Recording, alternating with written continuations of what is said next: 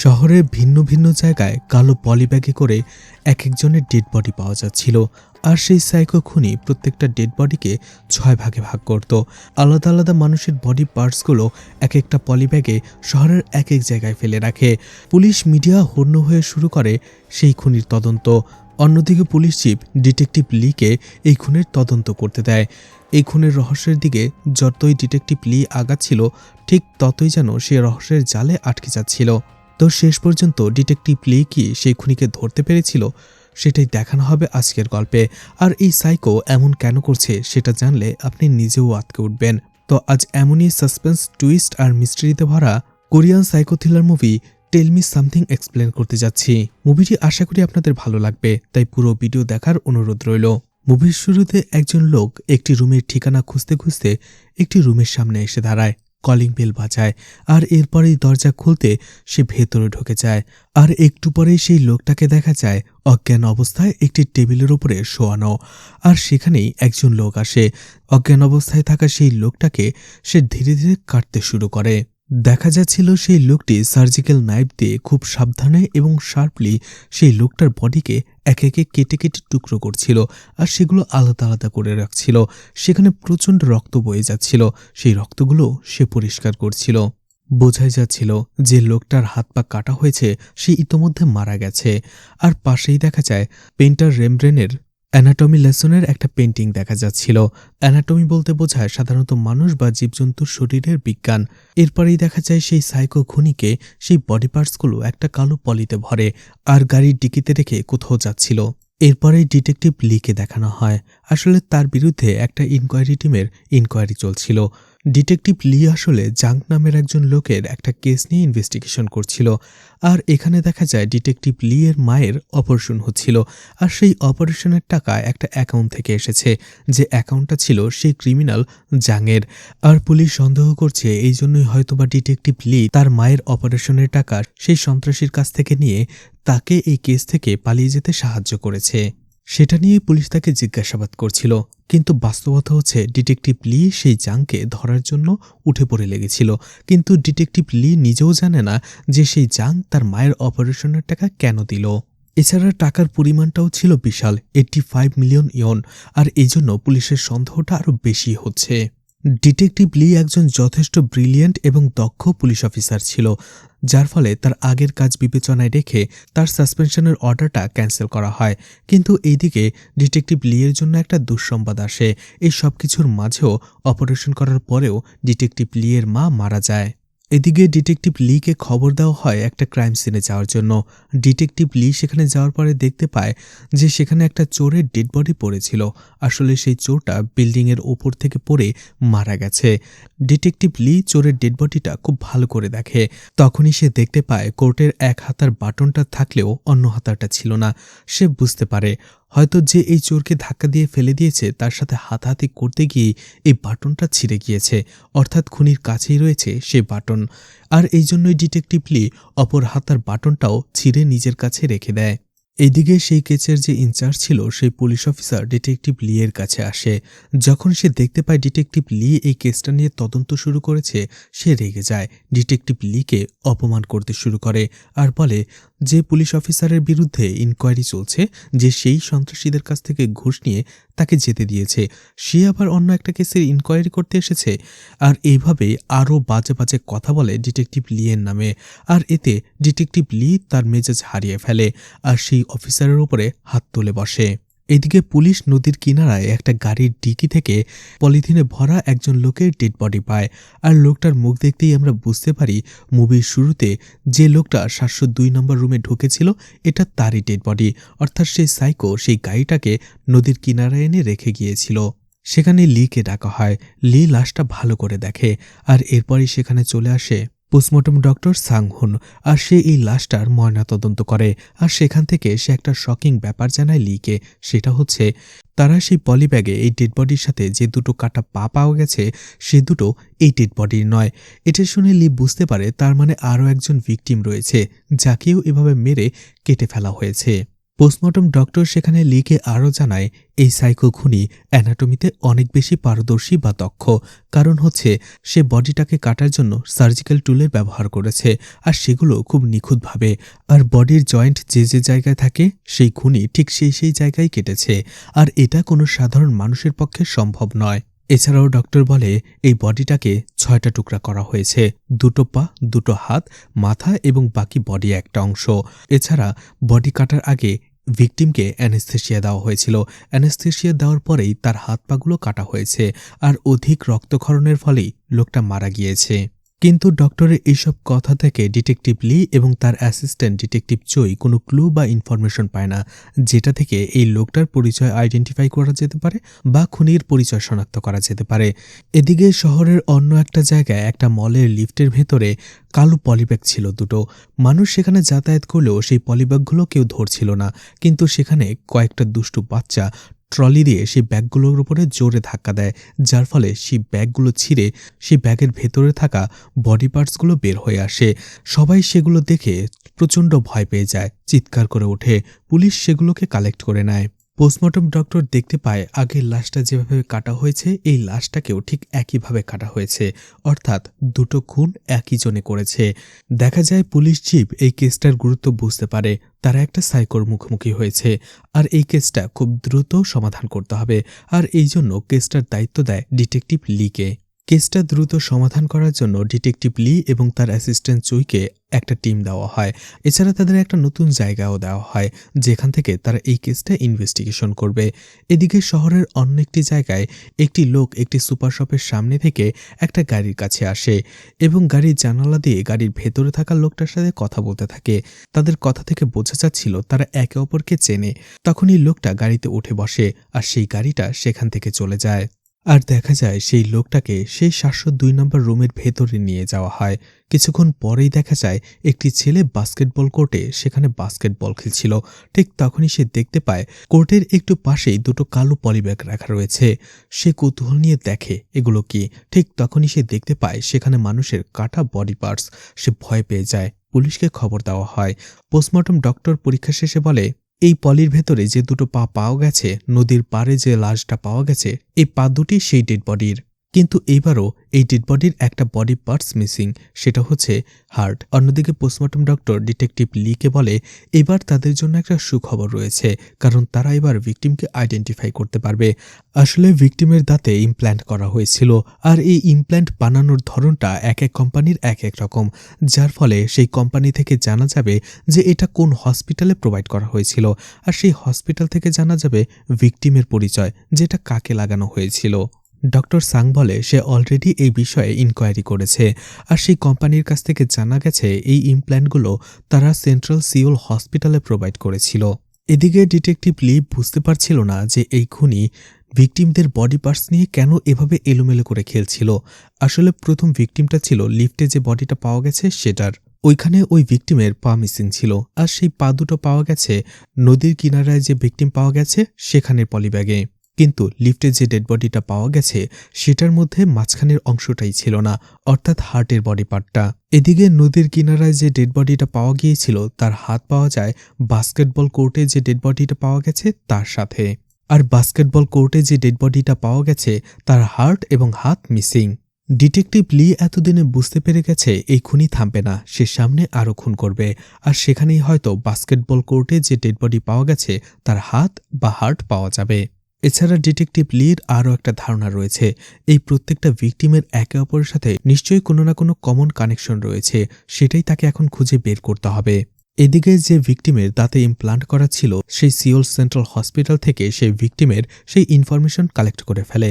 দেখা যায় সেই ফর্মে রিলেটিভ বক্সে সুইউন নামের একটি মেয়ের নাম লেখা ছিল, আর ভিকটিমের নাম ছিল কিম। তাই ডিটেকটিভ লি ঠিক করে এই সুইউনকে খুঁজে বের করার জন্য। লি সুইউনকে খুঁজে বের করে ফেলে, যে গভর্নমেন্টের আর্ট প্রিজারভেটিভ সেন্টারে কাজ করত। লি সিওনকে তার সাথে মর্গে নিয়ে আসে, আর কিমের বডিটাকে দেখায়। সিওন কিমকে চিনতে পারে। এছাড়া লি এরপরে বাকি 2 ভিকটিমেরও ফটো দেখায় সিউনকে। সিউন তাদেরও চিনতে পারে, কিন্তু সে এই লাশগুলো দেখে আর এদের মৃত্যুর সংবাদ পেয়ে প্রচণ্ড ভয় পেয়ে গিয়েছিল, ঘাবড়ে গিয়েছিল। আর ডিটেকটিভ লি এটা বুঝতে পারে, আর এই জন্য ভাবে বাকি ইন্টারোগেশন সে তাকে কালকে করবে। ডিটেকটিভ লি সিউনকে তার বাসায় নামিয়ে দেয়, আর তখনই দেখা যায় দূর থেকে কেউ সিউনকে ফলো করছিল। লি আবারও কেসটা তদন্ত শুরু করে। এবার পুলিশের কাছে সেই 3 জন ভিকটিমেরই পরিচয় ছিল। লিফটে যে ডেড বডিটা পাওয়া গেছে সেটা হানসুকের ছিল, আর সে একজন আর্টিস্ট ছিল। ধরা যায় হানসুকের সাথে সিউনের তেমন কোনো সম্পর্ক ছিল না, কারণ হানসুকের অন্য একটি মেয়ের সাথে আগেই এঙ্গেজমেন্ট ঠিক হয়ে গিয়েছিল। আর নদীর কিনারায় যে ডেড বডিটা পাওয়া গেছে তার নাম পার্ক, আর সে একজন ভায়োলিনিস্ট। সিউনের সাথে পার্কের দেখা হয়েছিল ফ্রান্সে। এছাড়া এই পার্ক বিবাহিত ছিল। সিউন ওই সময় ফ্রান্সে উচ্চশিক্ষার জন্য গিয়েছিল, তখনই তাদের 2 জনের পরিচয় হয়। আর তৃতীয় ভিকটিমের নাম কিম, সেটা পুলিশ আগেই জানতে পেরেছে। লি পুলিশের দেওয়া পোস্টমর্টেম রিপোর্ট অনুযায়ী মৃত্যুর সময় দেখে আর সিউনের সাথে ভিকটিমদের পরিচয়ের সময়কাল দেখে এটা নির্ধারণ করে ফেলে সিউনের সাথে ভিকটিমদের যেভাবে একের পর এক পরিচয় হয়েছে সেই টাইমিংয়েই তাদের মৃত্যু হয়েছে। যেমন সিউনের সাথে সবার প্রথম পরিচয় ছিল হানসুকের, কলেজের তাদের পরিচয় ছিল। আর এরপরেই সিউনের সাথে পরিচয় হয়েছিল পার্কের, যখন সিউন ফ্রান্সে উচ্চশিক্ষার জন্য গিয়েছিল। আর এরপরেই সিউন যখন আবারও কোরিয়ায় ব্যাক করে তখনই তার সাথে পরিচয় হয় কিমের। আর এভাবেই তারা মারা গেছে, প্রথমে হানসুক, তারপরে পার্ক, আর অবশেষে কিম। এছাড়া লি এদের ব্যাপারে খোঁজ নিয়ে জানতে পারে প্রত্যেকেই সিউনের ব্যাপারে ইন্টারেস্ট ছিল, অর্থাৎ প্রত্যেকেই সিউনকে পছন্দ করত মনে মনে। যদিও তারা অন্য জায়গায় কমিটেড ছিল, কিন্তু তারা সবাই সিউনের প্রতি ইন্টারেস্টেড ছিল। অন্যদিকে সিউন এদের সবাইকে অ্যাভয়েড করত। এদিকে ডিটেকটিভ চিওই খবর নিয়ে জানতে পেরেছে সিউনের বাবা হাং অনেক বিখ্যাত একজন পেইন্টার। সে বাইরের দেশে গিয়েছিল এবং 5 বছর ধরে সেখানেই নিখোঁজ সে। তখনই ডিটেকটিভ লি ঠিক করে তারা সিউনের উপরে নজর রাখবে। আর সেখান থেকেই তারা জানতে পারে সিউনের সাথে বারবার 2টো মানুষই কন্ট্যাক্ট করছিল বা কন্ট্যাক্ট করার চেষ্টা করছিল। একজন হচ্ছে আর্ট গ্যালারির মালিক সিন, অন্য একজন হচ্ছে মিনজু নামের একটি মেয়ে। এরপরেই লি আর চুই চলে যায় সিউনের বাসায় তাকে জিজ্ঞাসাবাদ করার জন্য, কিন্তু দরজার সামনেই তাদের দেখা হয়ে যায় মিনজুর সাথে। আর মিনজু খুবই চালাক একটি মেয়ে ছিল, কারণ পুলিশ এত ছদ্মবেশ ধারণ করা সত্ত্বেও মিনজু বুঝে গিয়েছিল যে পুলিশ সিউনের বাড়ির উপরে নজর রাখছে। এরপরে লি সিউনের সাথে কথা বলে এবং 3 জন ভিকটিমের ব্যাপারেই তাকে জিজ্ঞেস করে। সিউন বলে হানসুকের সাথে তার 2 বছর ধরে কোনো কন্ট্যাক্ট নেই, তার সাথে সে কলেজে পড়ত। অন্যদিকে পার্ক কেন ফ্রান্স থেকে কোরিয়ায় এসেছে সে সেটা জানে না। অন্যদিকে কিম কেন মেডিকেল ফার্মের রিলেটিভের জায়গায় সিউনের নাম দিয়েছে সেটাও সে বুঝতে পারছে না। এরপরে লি সিউনকে বলে সেই 3 জন ভিকটিমকেই কি সে ভালোবাসত। সিউন বলে হ্যাঁ। উত্তরটা শুনে লি একটু চমকে যায়, কারণ তাদের ইনভেস্টিগেশনে জানা গিয়েছিল সিউন তাদের অ্যাভয়েড করত। যাই হোক, পুলিশ আপাতত বুঝতে পারে যে এই খুনি সিউনকে খুব ভালো করে চিনত, তার ব্যাপারে সমস্ত ইনফরমেশন তার কাছে ছিল। এদিকে পুলিশ মিনজুর সাথে কথা বলে দেখতে পায় মিনজু সিউনের ব্যাপারে সমস্ত কিছু জানত।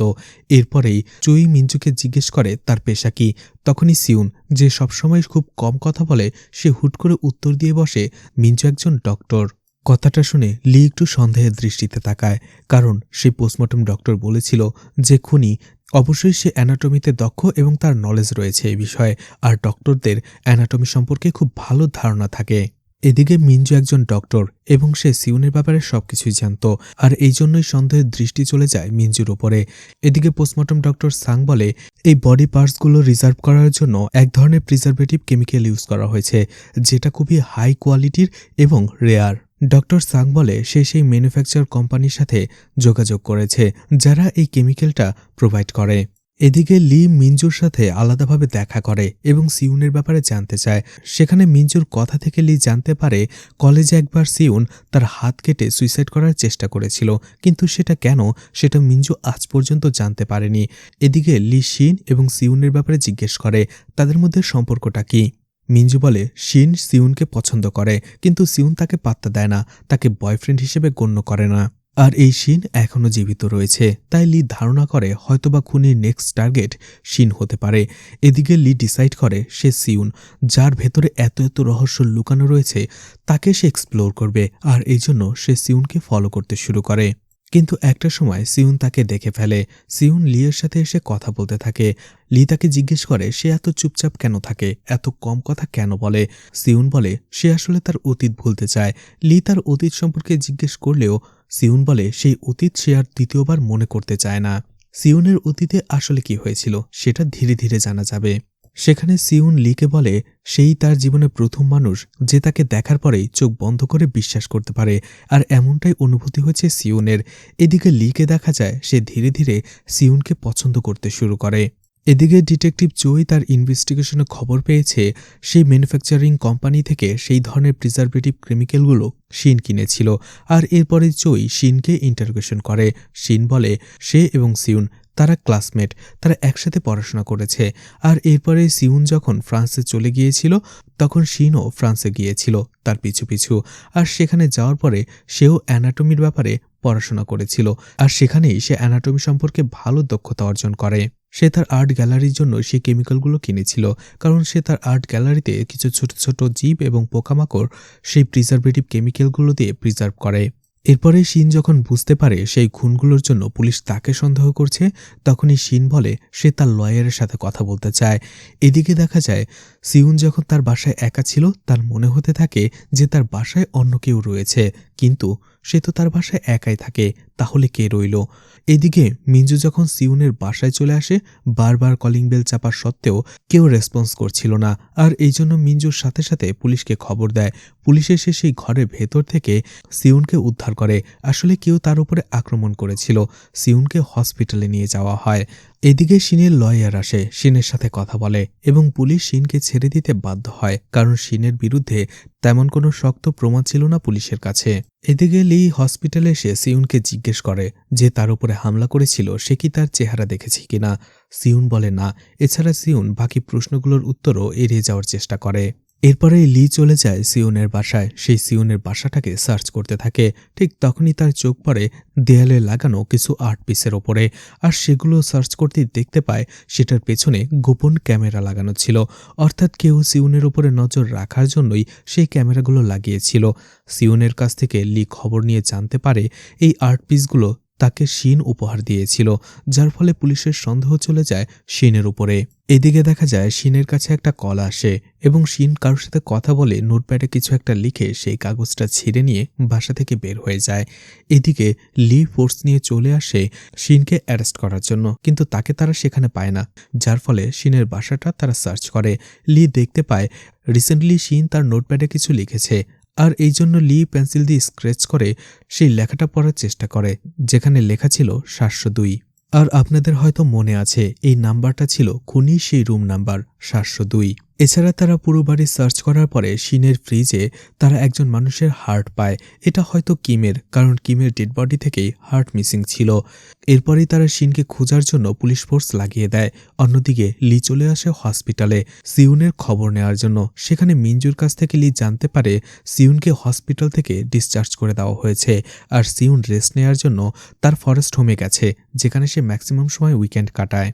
লি আর চই সেই ফরেস্ট হোমে চলে আসে। সেখানে তারা সিউনের সাথে কথা বলে। সিউন বলে তার ভয় করছে, কারণ সেই রাত থেকে তার মনে হচ্ছে কেউ তাকে ফলো করছে। লি সিউনকে নিরাপদ রাখার জন্য সিউনকে সেখান থেকে নিজের বাসায় নিয়ে আসে। এদিকে সন্ধ্যায় যখন সিউন ঘুমিয়েছিল তখন লিকে পুলিশ স্টেশনে যেতে হবে, আর লি চাইছিল না সিউনের ঘুম ভাঙাতে, আর এই জন্য সে তার জন্য একটা নোট রেখে যায়।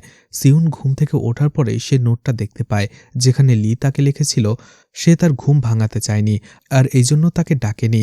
তার নিরাপত্তার জন্য ডয়ারে রাখা আছে একটি গান, সিউন সেটা ব্যবহার করতে পারে।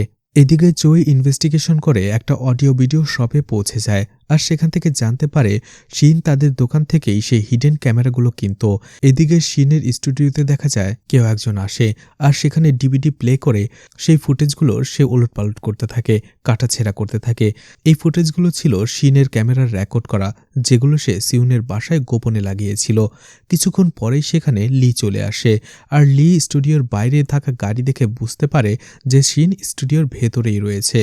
আর স্টুডিওর ভেতরে ঢুকতেই সে দেখতে পায় সেখানে অনেক বড় একটা ছবি ছিল সিউনের। লি বুঝতে পারে শিউনের জন্য অবসেস ছিল, আর সেখানে সেই ডিভিডিটা অন ছিল, আর সেই ভিডিওগুলো থেকে দেখা যাচ্ছিল লাস্ট ভিকটিমকে যে মারা হয়েছে সেটার ফুটেজ। আর ঠিক তখনই লিয়ের মনে হতে থাকে সেখানে কেউ রয়েছে, পালিয়ে যাচ্ছে। লি বাইরে আসার চেষ্টা করলে দেখতে পায় স্টুডিওর দরজা বাইরে থেকে লাগানো। লি দরজার লক ভেঙে বাইরে চলে আসে, আর তখনই সে দেখতে পায় খুনি তার জন্য গাড়িতেই অপেক্ষা করছিল। আর লি বাইরে আসার সাথে সাথে সেই খুনি গাড়ি দিয়ে লিকে চাপা দেওয়ার চেষ্টা করে। লি কোনোভাবে নিজেকে বাঁচিয়ে নেয়। সেখানে খবর পেয়ে পুলিশ চলে আসে। লি চইকে বলে খুনি আসলে শিন নয়, খুনি আসলে অন্য কেউ। যে জেনে ফেলেছিল শিন আসলে গোপনে সিউনের বাসায় হিডেন ক্যামেরা লাগিয়েছিল। চই তখন লিকে বলে, তুমি কি আরও একটা বিষয় খেয়াল করেছ? খুনি নিশ্চয়ই জানতো যে তোমার কাছে গান নেই, আর এই জন্যই দূরে থেকে গাড়ি চালিয়ে এসে তোমাকে চাপা দেওয়ার চেষ্টা করেছিল। সে যদি জানতো যে তোমার কাছে গান রয়েছে, নিশ্চয়ই এটা করার সাহস পেত না। তখনই লিয়ের সন্দেহ হয় সিওনের ওপরে। সে দৌড়ে বাসায় আসে আর ডয়ারে সেই গানটা দেখে। দেখা যায় সেই গানটা সেখানেই সেই রকমই ছিল, আর সিওনও বাসায় ছিল না। ঠিক একটু পরেই সিউন বাইরে থেকে আসে। সিউনকে জিজ্ঞেস করলে সে বলে সে স্টোর থেকে কিছু আনতে গিয়েছিল। এদিকে লি সিউনকে সন্দেহ করতে থাকে যে একে তো সে তেমন কোনো বিষয়ে কথা বলতে চায় না, অন্যদিকে কে এমন রয়েছে যে তার ব্যাপারে এত কিছু জানে। যেখানে সন্ধ্যায় সে তার কাছে গানটা রেখে গিয়েছে, এটাও সেই খুনি কিভাবে টের পেল। এতে সিউনও রেগে যায় আর বলে লি কি সন্দেহ করছে যে সিউনই খুনি। তখন লি বলে সে যদি তাকে খুনি হিসেবেই ভাবত তাহলে তাকে তার গানটা দিত না। আর এভাবেই লিয়ের কথা থেকে সিউন বুঝতে পারে যে লিও ধীরে ধীরে সিউনকে ভালোবাসতে শুরু করেছে। এদিকে সিউন বলে সে আসলে গানটা এখানেই রেখে গিয়েছিল, কারণ সে তো গান চালাতেই পারে না, গান তার কাছে রেখে কি করবে। আর এরপরেই লি সিউনকে গান চালাতে শেখায়। এদিকে হাইওয়ের মাঝে দুটো কালো পলিব্যাগ দেখা যায়, যেখানে একটি ট্রাক সেই পলিব্যাগের ওপর দিয়েই গাড়ি চালিয়ে দেয়, আর সেটার ভেতর থেকে ডেড বডির কাটা বডি পার্টসগুলো ছড়িয়ে ছিটিয়ে যায়, আর সেগুলো অন্য বিভিন্ন গাড়ির উপরে যেয়ে লাগে, আর যার ফলে সেখানে একটা অ্যাক্সিডেন্ট হয়ে যায়, বড় ধরনের ক্ষয়ক্ষতি হয়। এদিকে আরও একটা খুন এবং এতগুলো অ্যাক্সিডেন্ট সবকিছু মিলিয়ে মিডিয়া পুলিশকে জেকে ধরে। অন্যদিকে পুলিশে ইনভেস্টিগেশন করে দেখতে পায় রাস্তায় যে বডি পার্টসগুলো পাওয়া গেছে সেটা ছিল শিনের। আর এইবার শিনের বডি পার্টস থেকে মাথাটা গায়েব ছিল। অন্যদিকে এই কেসটা ইনভেস্টিগেশন করতে করতে লি সেই খুনিকে নিয়ে ভাবতে ভাবতে দুঃস্বপ্নেও লি সেই খুনিকেই এবং সেই খুনগুলোই দেখতে পায়। পোস্টমর্টম ডক্টর সাং বলে তারা এইবার শিনের বডি পার্টসের সাথে চারকল পেয়েছে। এটা এক ধরনের কয়লা যেগুলো ছবি আর্ট করার জন্য ব্যবহার করা হয়, আর এটা এক ধরনের বিশেষ ধরনের চারকল, যার ফলে চই সেটা নিয়ে ইনভেস্টিগেশন শুরু করে। আর সেটা যে দোকানে বিক্রি করা হতো সেখানে সে পৌঁছে যায়, আর সেখানেই জিজ্ঞাসাবাদ করে জানতে পারে সিউনের বাবা তার ছবি আঁকার জন্য এই ধরনের চারকল কিনতো এই দোকান থেকে, কিন্তু সেটাও 5 বছর আগে। এদিকে লি সিউনকে তার বাবা হাংয়ের ব্যাপারে জিজ্ঞেস করে। সিউন বলে সে তার বাবার সাথে কোনো সম্পর্ক রাখে না, তাই সে জানে না তার বাবা এখন কোথায় কী অবস্থায় রয়েছে। সিউন লিকে সরাসরি বলে আপনি কি মনে করছেন আমার বাবা এই খুনগুলো করছে? কিন্তু আমার কিন্তু সেটা মনে হচ্ছে না। লি বলে যখন শিনের বডি থেকে সেই চারকোল পাওয়া গেছে তখন থেকেই তার বাবা হাং এই কেসের সাথে যুক্ত হয়ে গেছে, জড়িয়ে গেছে। সিউন লিকে বলে আমি আপনাকে ভরসা করি, আর ভরসা করেই আমি আমার অতীতগুলোকে আপনার সাথে শেয়ার করতে চাই। তখনই সিউন তার ছোটবেলার কথা বলে, যে অতীতটা তার কাছে দুর্বিষহ, সেই দুর্বিষহ স্মৃতি আজও তাকে তাড়া করে বেড়ায়। আসলে ছোটবেলা থেকেই তার বাবা হাং তাকে নির্যাতন করত, শারীরিকভাবে নির্যাতন করত। আসলে হাং একজন পেইন্টার ছিল, আর ছোটবেলা থেকেই সে সিউনকে তার ন্যাকেড মডেল হিসেবে ব্যবহার করত, অর্থাৎ সিউনকে উলঙ্গ করে সে তার ছবি আঁকত। আর সিউন এতে রাজি না হলে সে তাকে মারধর করত। এছাড়া তার বাবা হাং তাকে অনেকবার রেপও করেছে। সিউনের বাবার এইসব কাজকর্ম সিউনকে ভেতর থেকে একেবারে ভেঙে চুরমার করে দেয়। সিউনের সবথেকে বড় কষ্ট ছিল সে তার বাবার থেকে মুক্তি পাচ্ছিল না, দূরেও যেতে পারছিল না। আর যখন সে কিছুটা বড় হয়, কলেজে পড়ে, ঠিক ওই সময়টাতে সে তার বাবার সাথে সব সম্পর্ক ছিন্ন করে দেয়। আর এরপরে সে ফ্রান্স চলে যায়, আর এরপরে থেকেই সে তার বাবার হাংয়ের কোনো খোঁজ খবর জানে না। সবকিছু শোনার পরে লিয়ের অনেক মায়া হয় সিউনের প্রতি, আর সে তাকে আরও বেশি ভালোবাসতে শুরু করে। পরের সপ্তাহেই দেখা যায় লি যখন পার্কিং জোনে আসে, তার গাড়ির দরজা খুলতেই ড্রাইভিং সিটে সে শিনের মাথাটা দেখতে পায়। প্রথম এভাবে দেখে সে অনেকটা ভয় পেয়ে যায়, আর ঠিক তখনই দেখতে পায় সেই পার্কিং জোনেই আরও একটা গাড়িতে বসেছিল সেই খুনি, আর যে লিকে মারার চেষ্টা করে, কিন্তু লি সেই গাড়ি থেকে বেঁচে গিয়ে তাকে ধরার চেষ্টা করে, আর অবশেষে খুনি সেখান থেকে পালিয়ে যায়। চই সেখানে চলে আসে আর দেখা যায় সেই পার্কিং জোনের সিসিটিভি এড়িয়ে খুনি সেখানে এসেছিল আর লিয়ের গাড়িতে সেই মাথাটা রেখেছিল। চই সব দিক বিবেচনা করে লিকে বলে, সাবধানে থেকো, কারণ হয়তোবা খুনির নেক্সট টার্গেট তুমিই। কারণ যতজনই সিউনের কাছাকাছি এসেছিল বা তাকে ভালোবেসেছিল তারা সবাই একে একে মারা গেছে। আর আমার মনে হয় তুমিও সিউনকে পছন্দ করতে শুরু করেছো, তাই তুমিও তার লিস্টে থাকতে পারো। সিউনের অতীত জানার পরে এবং এতদিন ইনভেস্টিগেশন করার পরে পুরো সন্দেহটা চলে যায় সিউনের বাবার উপরে। সিউনের বাবার কথা জানতে চায় লি। অবশেষে সিউন তার বাবার পুরনো বাড়িতে লিকে নিয়ে যায়, যেটা পরিত্যক্ত ছিল, যেটা দেখে বোঝা যাচ্ছিল সেই বাড়িতে অনেক বছর কেউ থাকে না। সেখানকার একটা দেওয়ালে এখনও সিউনের অনেক ফটো রয়েছে, যেগুলো ন্যাকেড পেন্টিং ছিল।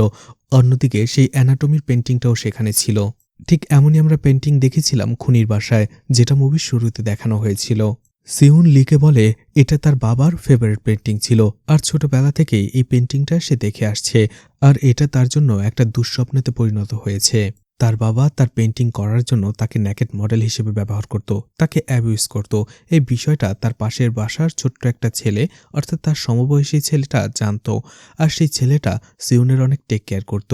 একদিন তাদের বাড়িতে হঠাৎ করেই আগুন লেগে যায়, আর সেই ছেলেটা সিউনকে বাঁচানোর জন্য সেই বাড়িতে চলে আসে, তাকে বের করার চেষ্টা করে। ঠিক তখনই হাং সেখানে চলে আসে, সিউনকে সেখান থেকে নিয়ে আসে, আর সেই ছেলেটাকে সেখানেই ফেলে আসে পুড়ে মারা যাবার জন্য।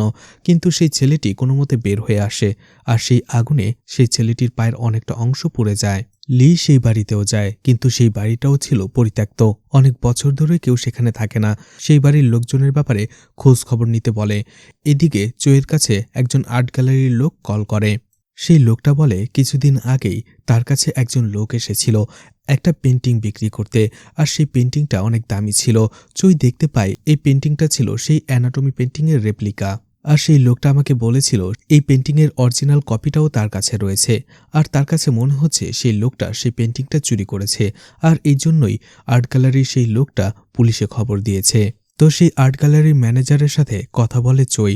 সেই লোকটা চইকে বলে আসলে তার যখন সন্দেহ হয়েছিল সেই লোকটা সেই পেন্টিংটা চুরি করে নিয়ে এসেছে, তখন সেও চেয়েছিল সেই লোকটার কাছ থেকে সেই আসল পেন্টিংটা চুরি করার জন্য, আর এই জন্য একজন চোরকে পাঠিয়েছিল সেই বাড়িতে সেই পেন্টিংটা চুরি করার জন্য।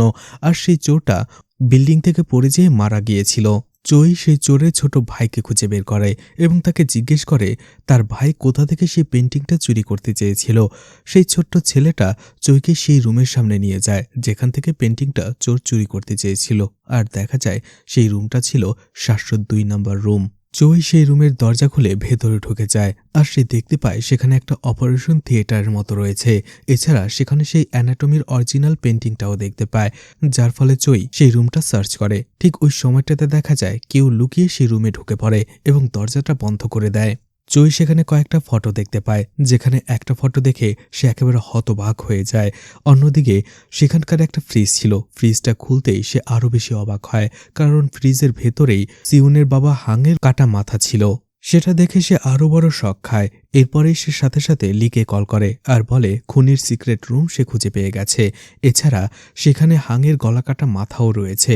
সে আরও কিছু বলতেই যাবে, ঠিক ওই সময়টাতে খুনি ক্রেনের রড চইয়ের পেটে ঢুকিয়ে দেয়। কিন্তু চই মারা যাবার আগে সেই ফটোটা যেটা দেখে সে অবাক হয়েছিল সেটা সিডি প্লেয়ারের মধ্যে লুকিয়ে রাখে।